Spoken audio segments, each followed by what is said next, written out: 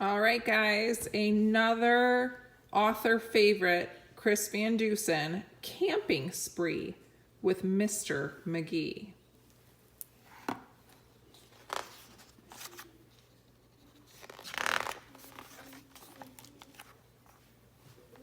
Early one morning at 7:03, Mr. Magee and his little dog Dee packed up the camper and hitched up the load, hopped in the Rambler, and then hit the road. They drove to the mountains far from the sea for 2 nights of camping, or possibly 3. "There's nothing like camping," said Mr. Magee. "I know you will love it. Just you wait and see. The views are fantastic. There's hardly a sound. Aside from the wildlife, there's no one around. And the air is so sweet, you'll sleep like a log," said Mr. Magee to his small spotted dog.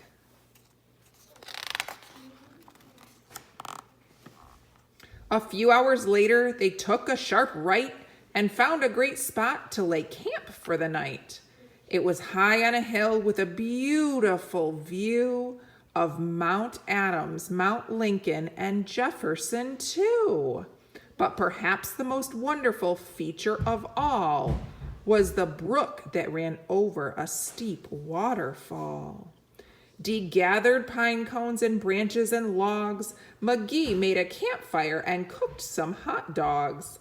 And as the sun set behind a far distant knolls, they sat roasting marshmallows over the coals. As the embers went out, they'd felt tired and dozy, so they climbed in their bunk beds all comfy and cozy. But while they were falling asleep without care, along came a stumbling, bumbling bear. A kindly old bear whose sight wasn't so clear. He couldn't see far and he couldn't see near. But he could smell marshmallows, sticky and sweet. This smell made him hungry. He wanted a treat. He sniffed out the place where the marshmallows lay, but the car and the camper were in the bear's way. Yet that didn't stop the sneaky old snitch. He simply tried squeezing right under the hitch. And as he was shimmying into the gap, he pushed up the hitch, which let go with a snap.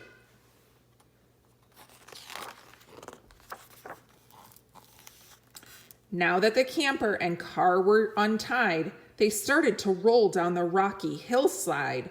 The car bounced away the old logging road, while the camper was headed to where the stream flowed.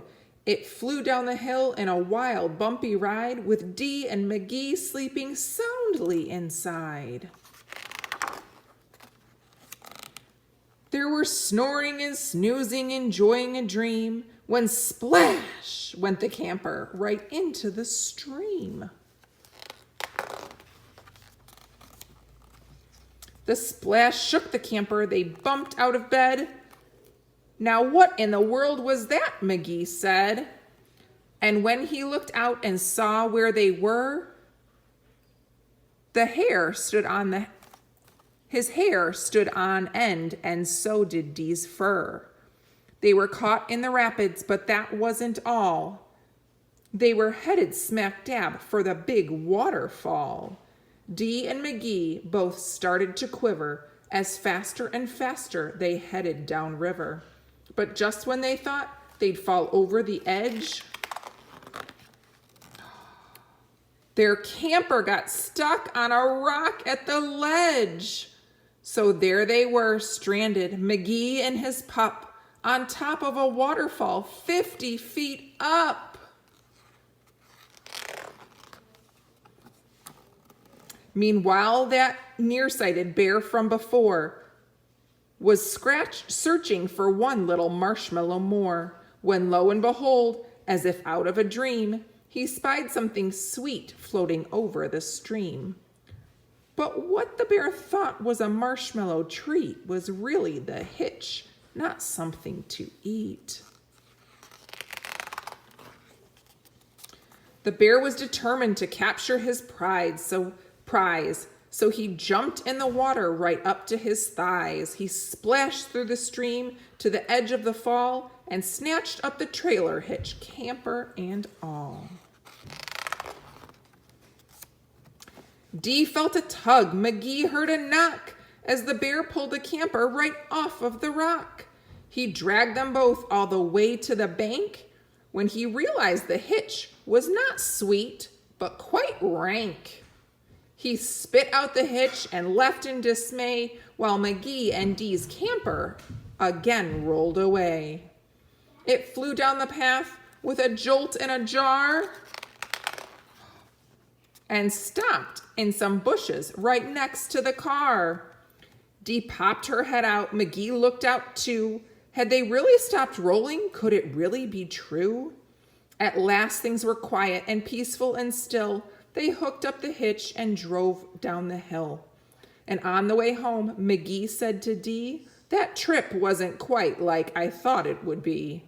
So when they got home, with the sky turning red, they decided to camp in the backyard instead.